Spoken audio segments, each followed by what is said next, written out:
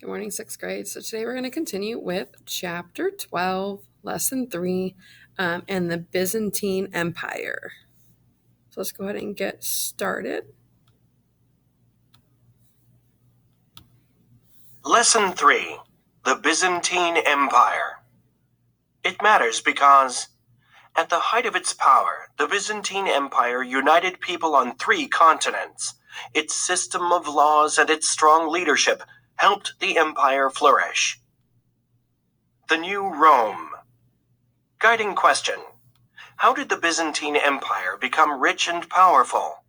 After the Roman Empire was divided in AD 395, the eastern half became known as the Byzantine Empire. At the height of its power in the AD 500s, the Byzantine territory extended west to Italy, south to Egypt, and east to the Arabian border. A variety of peoples lived within the empire's borders. Greeks made up the largest population. Egyptians, Syrians, Arabs, Armenians, Jews, Persians, Slavs, and Turks also lived in the empire.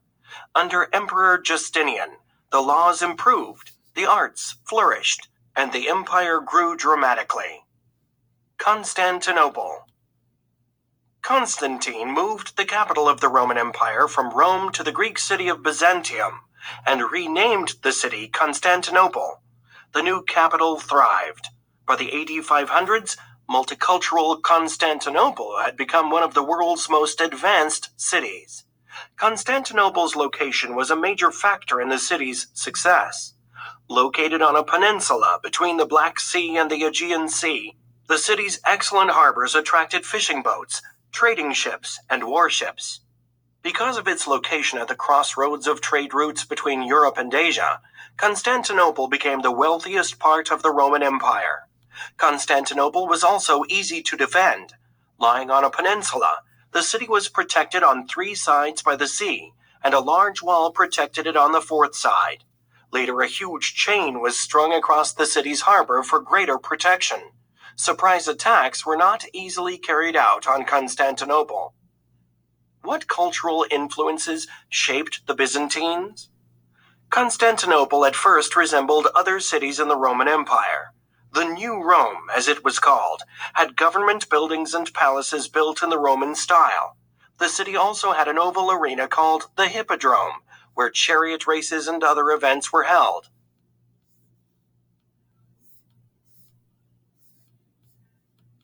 Rome influenced the political and social life of the Byzantine Empire. Emperors spoke Latin and enforced Roman laws. Many wealthy Roman families traveled east to the Byzantine Empire and lived in towns or on large farming estates. Similarly to how things were done in Rome, the government gave the empire's poor people free bread and entertainment shows. Over time, the Roman influence on the Byzantine Empire faded, while Greek influence in the area increased. Most Byzantines spoke Greek, and Byzantine emperors and officials also began to speak Greek instead of Latin. The ideas of non-Greek peoples, like the Egyptians and the Slavs, also shaped Byzantine life.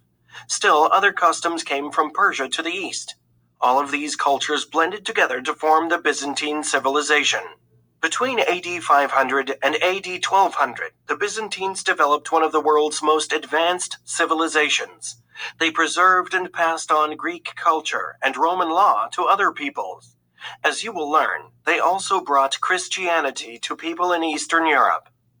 Progress check. Explaining. Why was Constantinople important to the Byzantine Empire? Justinian's rule. Guiding question. How did Emperor Justinian and Empress Theodora strengthen the Byzantine Empire?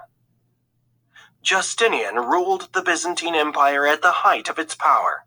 A skilled general and a strong leader, Justinian ruled from AD 527 until AD 565. He governed with supreme power and controlled the military and all of the legal decisions made within the empire. Many historians view Justinian as the greatest Byzantine emperor. Who was Theodora? Justinian's wife, the Empress Theodora, was a beautiful, intelligent, and ambitious woman. She participated actively in government and helped Justinian choose government officials.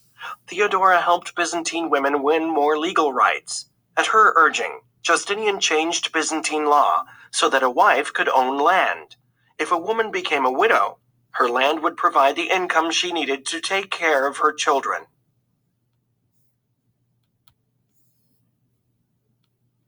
Theodora showed her political wisdom during a crisis in AD 532, when angry taxpayers in Constantinople threatened the government. Justinian's advisors urged Justinian to flee the city. Theodora, however, told her husband to stay and fight. According to one Byzantine historian, Theodora told Justinian that she would rather die as an empress than escape and live as an outlaw. Primary source: may I never be separated from this purple, royal color, and may I not live that day on which those who meet me shall not address me as mistress. If now it is your wish to save yourself, O Emperor, there is no difficulty, for we have much money, and there is the sea, here the boats. However, consider whether it will not come about after you have been saved, that you would gladly exchange that safety for death. For as for myself, I approve a certain ancient saying that royalty is a good burial shroud. From The Nika Riot by Procopius. Taking Theodora's advice, Justinian stayed in the city and fought back. His army crushed the rebels. By doing this, Justinian was able to restore order and strengthen his power as emperor. Justinian's legal reforms. One of Justinian's lasting contributions to future civilizations was in the area of law. Shortly after he became emperor, Justinian realized that the empire's laws were disorganized and confusing. He ordered a group of legal scholars, headed by Tribonian, to create a simpler and better code of laws. The group's new legal code became known as the Justinian Code. The code helped officials and business people better understand the empire's laws. Throughout the centuries, the Justinian Code has been the basis for the legal systems of almost every country in the Western world. Byzantine arts. Justinian, along with other Byzantine emperors, was interested in arts and architecture. The emperors ordered the construction of churches, forts, and government buildings throughout the Byzantine Empire. Among the hundreds of beautiful churches and palaces in Constantinople was the church called Hagia Sophia, or Holy Wisdom. Under Justinian's orders, nearly 10,000 workers labored in shifts to build the church. Upon its completion in AD 537, the domed church became the religious center of the Byzantine Empire. The interior of Hagia Sophia contains walls of polished marble and beautiful gold and silver ornaments. This unique building still stands in Istanbul today. All right, and the structure they were just talking about is pictured here. So I'm going to see if I can pull these pictures up for you. So pretty cool looking image. I'm not going to read through all this, but if you want to pause it, you're more than welcome to sit here and read it. I just want to kind of flip through some of the pictures.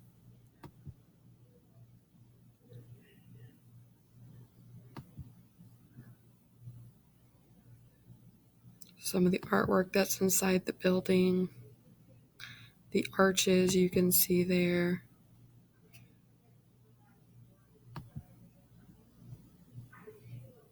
So pretty cool building to go in and see.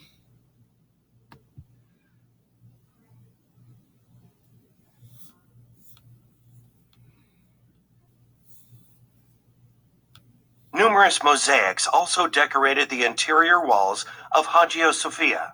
Mosaics are patterns or pictures made from small pieces of colored glass or stone. Popular in the Byzantine Empire, most mosaics showed figures of saints or Christian holy people. Other mosaics, such as the one at the beginning of the chapter, honored Byzantine emperors. In addition to the arts and architecture, Emperor Justinian was concerned about education.